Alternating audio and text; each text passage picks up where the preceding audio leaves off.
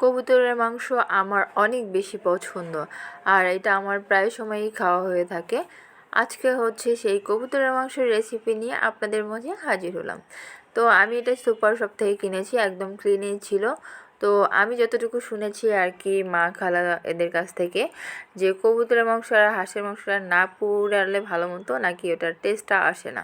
তো আমি একটা লাকড়ির সাহায্যে আর কি পুড়তেছিলাম।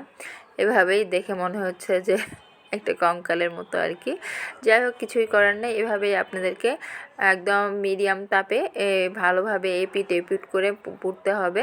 একদমই যেন পুড়ানো যাবে না, পুড়ে ফেললেই কিন্তু একটা বাজে স্মেল চলে আসবে, তখন কিন্তু খেতে একদমই ভালো লাগবে না। তো এইভাবে একটু সময় নিয়ে করে নেবেন, দেখবেন যে ছোট ছোট যে ইয়াগুলো আছে সবগুলোই ক্লিন হয়ে যাবে।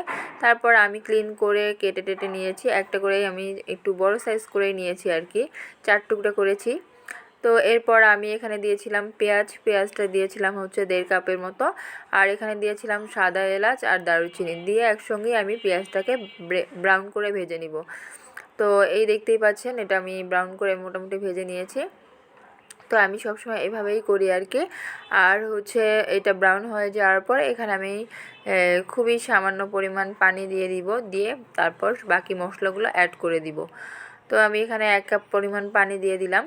এরপর আমি এখানে আদা বাটা 1 চামচ পরিমাণ, রসুন বাটা 1 চামচ পরিমাণ, জিরা বাটা 1 চামচ পরিমাণ, আর হচ্ছে মরিচের গুঁড়া আর হলুদের গুঁড়া 1/2 চামচ পরিমাণ করে দিয়েছি। আর আমি এখানে কাঁচা মরিচটা দিয়ে দিব, এই জন্য মরিচের লাল মরিচটা একটু কম দিয়েছি।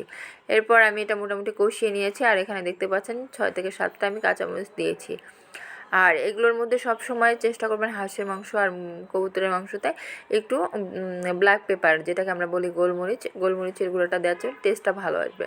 তো মশলাটা আমার ভালোভাবে কষিয়ে নেওয়ার পরে আমি এটা হচ্ছে এখানে ঢেলে দিয়ে দিই আর কি। তারপর আমি ভালোভাবে নেড়ে চেড়ে মিডিয়াম তাপে ঢাকনাটা লাগিয়ে দিই কিছুক্ষণের জন্য। সেটা হচ্ছে তারপর দেখতেই পাচ্ছেন আমি এটাকে ভালোভাবে কষিয়ে নিয়েছি। আসলে আমি এক হাত দিয়ে ভিডিও করে আর এক হাত দিয়ে করে, এ কারণে দেখা যায় যে আমার প্যানটা একটু নাড়াচাড়া হয়ে যায়।